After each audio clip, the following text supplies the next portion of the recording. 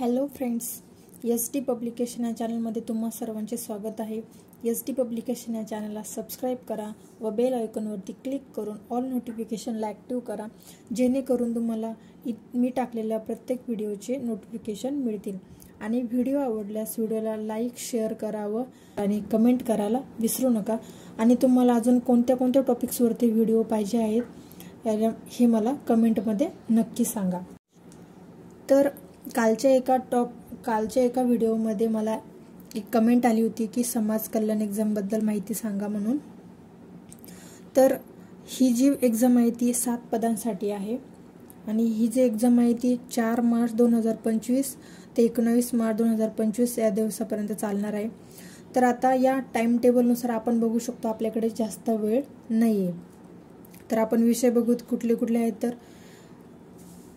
तर हे जे विषय आहेत हे सर्व म्हणजे इतर ग्रुप डी, ग्रुप सी ज्या काही एक्झामसाठी आहेत तेच हे विषय आहे, त्यामुळे आपली तयारी झालेली पाहिजेच। जसे की मराठी हा पोलीस भरती असो, तलाठी असो, ग्रामसेवक असो, प्रत्येक पदासाठी मराठी हा विषय असतोच। त्यानंतर आहे इंग्रजी, त्यानंतर सामान्य ज्ञान आणि चालू घडामोडी, नंतर आहे गणित व बुद्धिमत्ता। आता याचे क्वेश्चन मार्क्सचे पॅटर्न कसे आहे तर मराठीचे म्हणजे याला group A, group B, group C आणि ग्रुप डी अशा प्रकारे डिव्हिजन केलेले आहे। म्हणजे ग्रुप ए मध्ये मराठीला 6 क्वेश्चन्स, इंग्रजीचे 6 क्वेश्चन्स आणि जीकेचे 6 क्वेश्चन्स, गणित बुद्धिमत्ताचे 7 क्वेश्चन्स, असे टोटल मिळून 25 क्वेश्चन्स आहे आणि ते आपल्याला 30 मिनिटांमध्ये सोडवायचे आहे। जसे की आपण म्हणतो मला मराठी हा विषय सोपा जातो तर मी सुरुवातीला मराठी सोडवते, यामध्ये असं होणार नाहीये। तुम्हाला ग्रुप ए मधले सर्व सब्जेक्टचे 6 क्वेश्चन सोडवावे लागणार आहे। नंतर ग्रुप बी मध्ये जावे लागणार आणि नंतर ग्रुप सी मध्ये।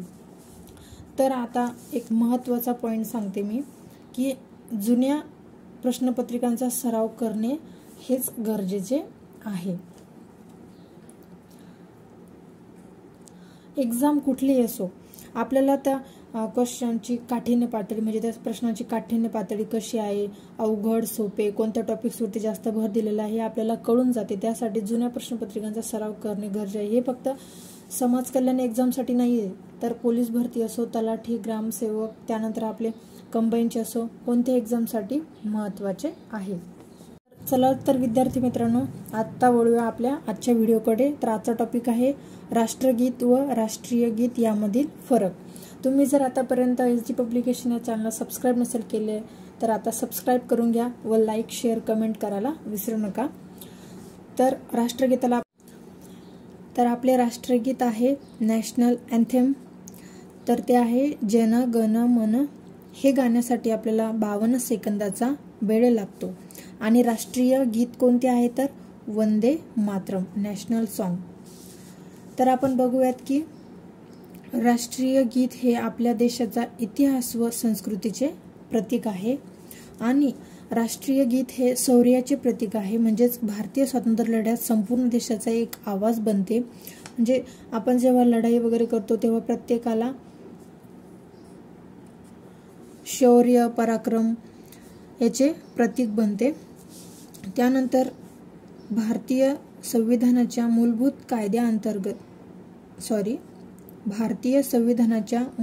कर्तव्याअंतर्गत जन गण मनला स्थान देण्यात आले असून त्याचा सन्मान केला पाहिजे, हे आपले कर्तव्य आहे। म्हणजेच रस्त्याने कुठे जरी आपल्या कानावरती राष्ट्रगीत ऐकू आल्यास आपण त्याचा आदर केला पाहिजे।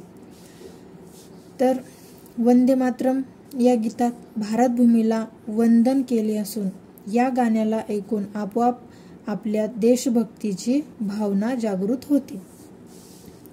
वीरता, त्यानंतर राष्ट्रगीताला 52 सेकंदाचा वेळ लागत असून ते एका विशिष्ट संगीतावर वाजवले जाते, एका विशिष्ट प्रकारचे संगीत असते। आणि वंदे मातरम हे गीत 3 वेगवेगळ्या चालींवर व वेगवेगळ्या गतीने गायले जाते। म्हणजेच तर काय तर राष्ट्रगीत जे आहे ते एका विशिष्ट संगीतावर गायले जाते आणि वंदे मातरम हे काय तर 3 वेगवेगळ्या चालींवर व वेगवेगळ्या गतीने गायले जाऊ शकते। हा यामधील फरक आहे। त्यानंतर जनगण मनची राष्ट्रगीताची रचना कोणी केली आहे तर गुरुदेव रवींद्रनाथ टागोर यांनी. ते सर्वप्रथम बंगाली भाषेत लिहिले होते त्यांनी. आणि ते त्यांनी कोणत्या कादंबरीतून घेतले आहे तर नोबेल पुरस्कार प्राप्त गीतांजलीमधनं. त्यानंतर हे बघूयात आपण. तर राष्ट्रगीताला जसं संवैधानिक दर्जा आहे तो राष्ट्रीय गीताला संवैधानिक दर्जा प्राप्त नाही, हे आपण लक्षात ठेवायचं आहे. यामधील फरक आहे महत्त्वाचा. राष्ट्रगीताला संवैधानिक दर्जा आहे आणि राष्ट्रीय गीताला संवैधानिक दर्जा प्राप्त नाही. तर राष्ट्रीय गीताचे रचनाकार कोण आहे तर बंकिमचंद्र चॅटर्जी यांनी हे यांच्या आनंदमठ या कादंबरीतून घेतले आहे. आणि राष्ट्रगीत कोणाचे आहे तर गुरुदेव रवींद्रनाथ टागोर यांचे हे गीतांजली या कादंबरीमधील आहे.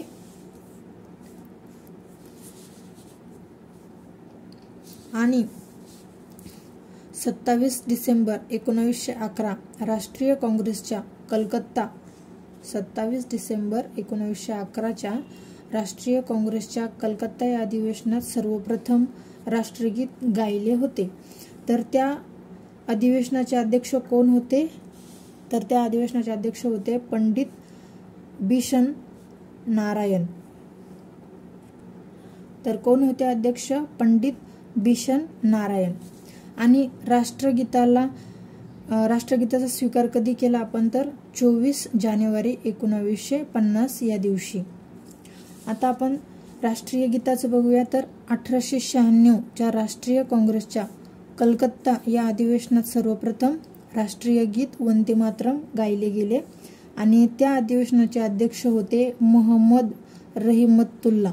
कोण होते तर मोहम्मद रहिमतुल्ला. आणि आपण राष्ट्रीय गीत वंदे मातरम याचा स्वीकार कधी केला आहे तर 24 जानेवारी 1950 या दिवशी. तर आजचा हा व्हिडिओ तुम्हाला कसा वाटला हे मला कमेंटमध्ये सांगा. आणि व्हिडिओ आवडल्यास व्हिडिओला एक लाईक शेअर करायला विसरू नका. Thank you so much.